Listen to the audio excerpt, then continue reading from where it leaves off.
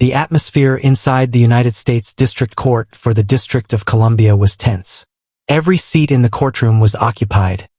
Journalists, political commentators, and ordinary citizens all sat in hushed anticipation. This wasn't just any trial. It was a politically charged showdown that had captured the nation's attention. At the center of it all was Vice President JD Vance, a former Marine and best-selling author turned politician, who had risen to prominence as a staunch advocate for conservative values. Serving under President Donald Trump, Vance had become a symbol of the administration's fight against corruption in Washington. But today, he wasn't standing at the podium for a campaign speech. He wasn't at a rally with thousands of supporters chanting his name. He was in court as a witness. The case in question revolved around an alleged misuse of executive power, a lawsuit filed by left-wing activists claiming that the administration had illegally defunded liberal advocacy groups. It was a politically motivated case, a thinly veiled attempt to discredit the White House ahead of the next election. And the judge presiding over the trial? Judge Marcus Ellison, a controversial figure known for his radical liberal rulings. As Vice President Vance took the stand, his expression was unwavering. His steel-blue eyes locked on Judge Ellison.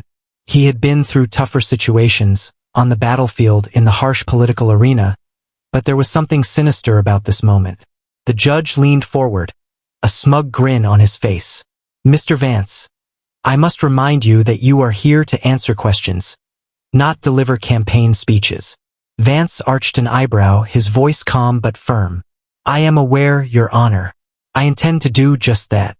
Across the courtroom, Vance's attorney, James Reynolds, exchanged a glance with the vice president's security detail.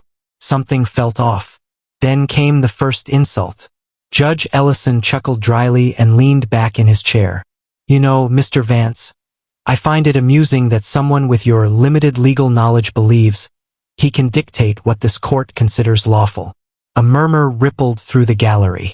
The remark was clearly meant to belittle the vice president. But JD Vance didn't flinch. Instead, he tilted his head, studying the judge with the same level of scrutiny he had once used in the Senate hearings that made him famous. "Your Honor," Vance said slowly, "I respect the legal process, but I do not respect corruption." A pin-drop silence filled the courtroom. Judge Ellison's face darkened. "Are you implying that this court is corrupt, Mr. Vance?" Vance remained calm. "I'm saying that the American people deserve justice, not politically motivated rulings." Judge Ellison's gavel slammed against the desk. "You will not speak to me in that tone, sir. One more outburst and I will hold you in contempt." A sharp tension crackled in the air. Everyone knew this was no longer just a trial. It was a clash of ideologies, a battle between an emboldened conservative leader and an activist judge desperate to maintain control. But what no one knew, not yet, was that Judge Ellison's arrogance was about to be his undoing. Because even as he sought to humiliate JD Vance, his own secrets were minutes away from being exposed. Judge Marcus Ellison's gavel echoed like a gunshot across the courtroom. But JD Vance refused to be intimidated. The vice president had faced adversaries far more dangerous than a bitter, politically motivated judge. This wasn't just about defending himself, it was about standing up for the truth.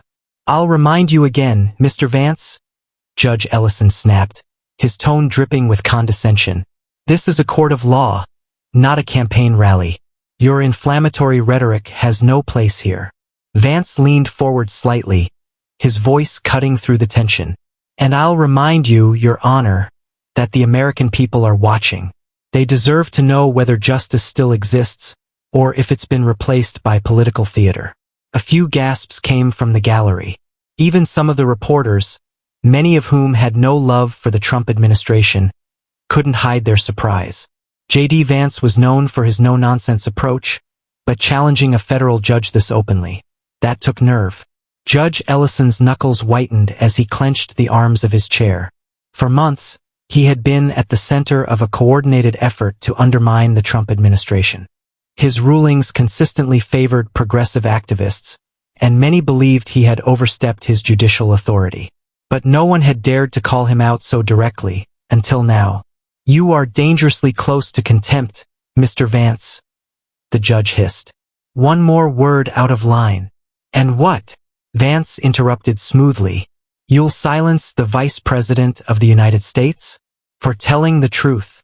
In the front row, James Reynolds, Vance's attorney, shifted uncomfortably. He had seen this judge's hostility firsthand. But even he hadn't expected this level of open bias.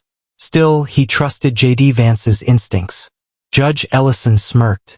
Truth? That's rich coming from an administration knee-deep in constitutional violations. He shook his head mockingly. You might impress your voters, Mr. Vance, but you won't impress this court. The insult hung heavy in the air, but JD Vance didn't blink. Instead, he turned his focus to the courtroom audience. This is what happens when power goes unchecked, he said, his voice steady. Judges become political enforcers. But I'm not afraid of the truth, and neither should the American people be. A buzz of conversation erupted. Cameras from major networks captured every angle, broadcasting the tense confrontation across the country. Millions of Americans were watching in real time, and JD Vance was making sure they saw exactly what was happening. Judge Ellison's face flushed red. I've heard enough, he barked, slamming his gavel again. Mr. Vance, I am holding you in contempt of court. Bailiff. But before he could finish, a new voice rang out from the back of the room. Your Honor, we have an urgent matter to present before the court. All heads turned. A sharp-dressed man in a navy suit strode toward the bench, a Department of Justice badge flashing in his hand. Behind him, 2 federal agents followed, their expressions grim. Judge Ellison's smirk faltered. And who exactly are you? He demanded. I'm Special Agent Thomas Greer, Department of Justice, Public Integrity Section, the man said, his voice crisp and professional. We have evidence implicating you in a series of criminal acts, including obstruction of justice and abuse of judicial power. The entire courtroom erupted.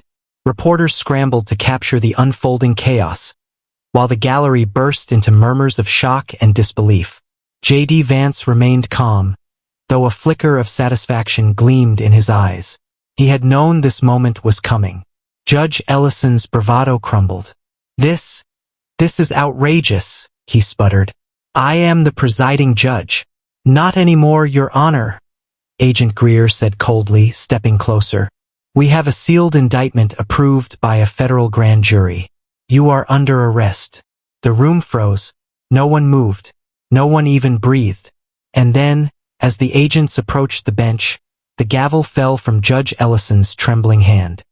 For a moment, the courtroom seemed frozen in time. Judge Marcus Ellison, once so smug and self-assured, sat pale and speechless on the bench. His hands trembled as Special Agent Thomas Greer handed a thick folder to the court clerk. This is a sealed indictment, Greer said, his voice echoing through the stunned chamber. It contains evidence of judicial misconduct, bribery, and conspiracy to obstruct justice. Effective immediately, Judge Ellison, you are relieved of your duties. A collective gasp swept through the room. Reporters frantically typed on their laptops, struggling to keep up with the shocking turn of events. The live broadcast, which had begun as a routine hearing, was now the most explosive story in the country. Judge Ellison rose shakily to his feet, attempting to regain his composure. This is a political stunt, he spat. A witch hunt by the administration to punish those who stand against them. Agent Greer stepped closer, his face impassive. We have documented proof of your misconduct, including wire transfers, witness tampering, and leaked confidential information to outside political groups. Your claims won't hold up under scrutiny. Vance remained seated at the witness stand, his face calm but resolute. He had seen corruption before, but never this brazen. For months, his team had quietly investigated Judge Ellison's rulings, an effort that had uncovered a tangled web of illegal activity stretching from high-level donors to underground activist networks. You think you can do this? Ellison barked. I am a federal judge. I have the authority. Not anymore, Greer interrupted sharply. He reached into his coat pocket and pulled out a pair of handcuffs. Marcus Ellison, you are under arrest for violating federal corruption statutes, obstruction of justice, and abuse of judicial office. You have the right to remain silent. As Greer recited the Miranda warning, the bailiffs, who just moments before had stood ready to remove Vance, now stepped aside as the judge was led down from the bench. The symbolism wasn't lost on anyone. JD Vance watched as justice shifted in real time. He knew the American people weren't just witnessing a judge's downfall. They were witnessing a system fighting to reclaim its integrity. "Is there anything you'd like to say?" Greer asked as he tightened the cuffs. Judge Ellison's face twisted with rage. "This isn't over," he hissed. "You and your administration. You're all criminals." Vance finally stood. His voice was measured, but the weight of his words carried across the chamber. "No, Judge," he said quietly. "We're just getting started." The agents escorted Ellison through the crowd as the courtroom doors swung open. The sound of camera shutters clicking filled the air as the disgraced judge was led into the hall. In living rooms across America, millions of viewers watched one of the most powerful judicial figures in the country brought to justice, and they had JD Vance to thank. But the battle wasn't over. As the courtroom emptied, Vance returned to his attorney's table where James Reynolds stood waiting. "We knew he was dirty," Reynolds said, lowering his voice, "but I didn't expect the DOJ to move this fast." Vance nodded, his expression thoughtful. "They had no choice. If he had succeeded today, he would have buried us beneath procedural rulings. But now," he trailed off, scanning the room, "now people are waking up." Reynolds tapped a folder marked confidential on the table. "We've still got more to uncover." Ellison wasn't acting alone. "If we follow the money, we'll find the people pulling his strings." JD Vance tightened his jaw. "Then let's follow it. This isn't just about one corrupt judge. It's about saving our institutions from people who think they're above the law." As he gathered his things, the vice president glanced back at the empty bench. For years, conservatives like him had fought against a system designed to silence their voices. Today, they had struck a blow for truth, and he wasn't about to stop. The media frenzy surrounding Judge Ellison's arrest was like a wildfire spreading across the nation. Every major news outlet dissected the dramatic scene. A sitting federal judge, arrested mid-trial, in handcuffs. For some, it was a symbol of justice restored. For others, it was a chilling reminder that no one was safe from the law's reach. But for Vice President JD Vance, it was just the beginning. 2 days after the explosive courtroom confrontation, Vance sat in a secure meeting room inside the White House's West Wing. The atmosphere was heavy with urgency as his legal counsel, James Reynolds, and Special Agent Thomas Greer laid out the findings that led to Ellison's downfall. "We've confirmed that Judge Ellison was receiving payments through shell corporations linked to foreign donors," Greer began, sliding a dossier across the polished oak table. "These payments were funneled through a network of progressive PACs, all designed to influence judicial decisions against your administration." Vance's face hardened. "So, Ellison wasn't just an activist. He was on someone's payroll." "Exactly," Reynolds said, flipping through the documents. "And it gets worse. Some of the funding traces back to offshore accounts connected to a group calling themselves the Coalition for Democratic Integrity." Greer scoffed. "Integrity? More like a shadow network built to weaponize the judiciary." Vance leaned back, processing the implications.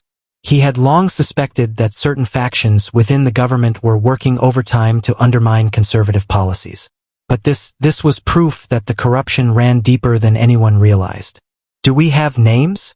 Vance asked quietly. Greer nodded. 3 primary figures. First, Ethan Carlisle, a billionaire tech mogul who's poured millions into left-wing causes. He's one of the architects behind the coalition. Vance wasn't surprised.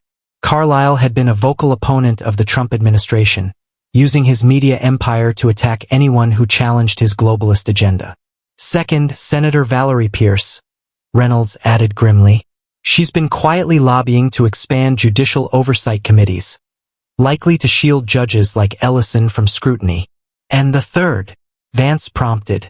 Greer hesitated before answering. Howard Sterling, former Attorney General under the previous administration. He's the linchpin, Our sources indicate he's been coordinating with Ellison to push rulings that block your policies on immigration, national security, and free speech. The weight of the revelation settled over the room.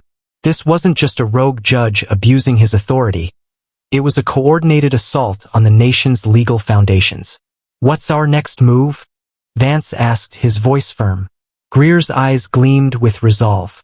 "We're preparing additional indictments. But to take down the coalition, we need your approval to declassify key documents linking their financial web to judicial manipulation." For a moment, the room was silent. JD Vance knew that declassifying the evidence would ignite a firestorm in Washington. The media would attack. Politicians would cry foul. But the truth had to come out. "Do it," Vance ordered. "The American people deserve to know who's pulling the strings. No more hiding in the shadows."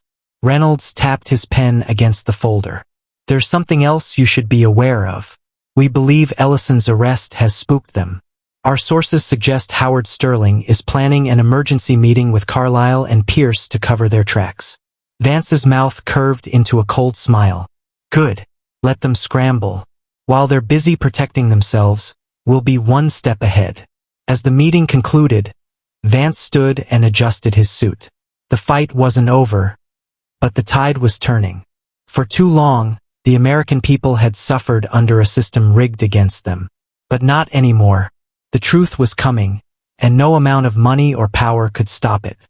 1 week after Judge Ellison's dramatic arrest, the halls of Washington buzzed with tension. The American people weren't just watching, they were demanding answers. News anchors debated the extent of judicial corruption, while online forums exploded with calls for deeper investigations. And Vice President JD Vance wasn't about to let the truth stay buried. In the heart of the Department of Justice, Vance met with Special Agent Thomas Greer and James Reynolds in a high-security conference room. On the screen before them flashed a classified memo marked Operation Falcon, the code name for the ongoing investigation into the Coalition for Democratic Integrity. "They're moving faster than we expected," Greer said, his tone grave. "Our surveillance picked up chatter about a closed-door meeting between Howard Sterling, Senator Valerie Pierce, and Ethan Carlisle. They're scrambling to cover their tracks." "They're scared," Vance said coldly. "And they should be." James Reynolds adjusted his glasses. "We have enough evidence to move on Sterling and Carlisle right now.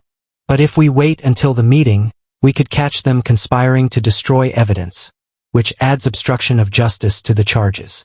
Vance nodded, thinking through the risks. Waiting meant giving the conspirators time to react, but it also meant taking down the entire operation in one strike. "Do we know where the meeting is happening?" he asked. Greer tapped the screen, revealing a private estate in the Virginia countryside. "Tomorrow night. Security will be tight, but our team will be in position." "Then we move," Vance said. "No deals, no delays. The American people deserve the full truth, and we'll deliver it." The next night, under the cover of darkness, a convoy of black SUVs rolled toward a sprawling mansion tucked deep in the woods. Inside, Howard Sterling, Ethan Carlisle, and Senator Pierce gathered in a luxurious study, their voices tense. "This is spiraling out of control," Pierce snapped. "Ellison's arrest was supposed to be impossible. If they link us to the payments." "They won't," Sterling cut in. "I've arranged for the documents to disappear. By the time Vance and his goons piece things together, this will all be ancient history." Ethan Carlisle swirled a glass of scotch, his usual arrogance faltering. "What if they already know? Vance is no fool. We underestimated him once. We can't do it again." Outside, Agent Greer's team moved swiftly through the estate's perimeter, transmitting live feeds to the DOJ's command center. JD Vance, watching from the White House, listened as the conspirators' words sealed their fate. Sterling's voice lowered. "We control the courts. We can bury anything that threatens us, Vance included." Greer gave the signal. "Move in." Within seconds, federal agents breached the estate, storming the study. The conspirators barely had time to react before being surrounded. "Howard Sterling, Ethan Carlisle, Senator Pierce. You're under arrest for conspiracy, obstruction of justice, and violating federal anti-corruption laws," Greer declared. Pierce's face turned pale. This is a political hit job, she shrieked. No, Senator, Greer said coldly. This is justice. The next morning, JD Vance stood at the podium in the White House briefing room, addressing the nation. The arrests of Sterling, Carlisle, and Pierce had sent shockwaves through the political elite, and the people wanted to hear from the man who had exposed it all. For too long, Vance began. A shadow network of corrupt officials and special interests has worked behind the scenes to undermine our institutions and silence your voices. But let me be clear, those days are over. Flashes from the press cameras lit the room as he continued. This administration will not allow unelected power brokers to dictate the future of this country. We are restoring the rule of law, no matter how powerful the opposition may be. And to those who believe they're above the law, you're next. The room erupted in questions, but Vance held his ground. He knew the fight wasn't over, but America was waking up, and the truth was finally winning. As he walked off the stage, his phone buzzed with a message from Greer. The investigation continues. More to come. JD Vance smiled. Justice wasn't just striking back. It was here to stay.